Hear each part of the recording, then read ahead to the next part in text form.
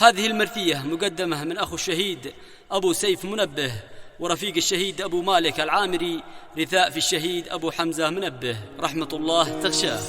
يا الزمن له يلقى سيت عادته، فينا جار ظلمك وفينا جبت كل البلاوي. كم فقدنا خلالك، كم مغالي علينا، كم ويا كم طعمنا منك حر المكاوي. ربي فيك السند واقف وشلت اخينا، وراح درع الشدايد والتحق بالمخاوي. راح شجع منبه ذي الطامعنا، اسم هبة محمد كان لذي الخلاوي. كان فعل بله مقعد عزاه ودينا، وكان حارس مجازه في نهر الغزاوي. في عسير اعلان الصرخه على المعتادين، حارب انصار كافر نجد واهل الحزاوي. مأرب العز من فرقاه صباح حزينه، فيه نال الشهاده مقصده والمناوي. نال فوزه مع المختار على الجبين، بعد ما خاطي عهده واختتم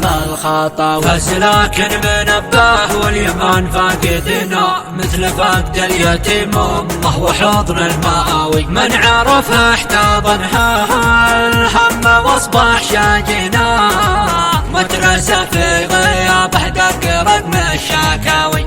قال غاب البطل عني وراح الأمينة، وحشتي في غيابه وافتقدت الفداوي. حالفتني الغبون وصار همي متينا، في منك يا زمان الملاوي.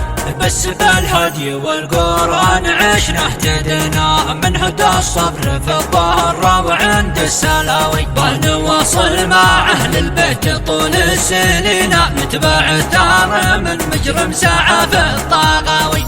ومن منبه رفعنا عهدنا ما نلينا، عهد لك يا ابن سالم من جميع النحاوي. وصارت ابنا منبه في مسيرك سارنا، لا عنا لا قلق ليه تاركوا من العزاوي.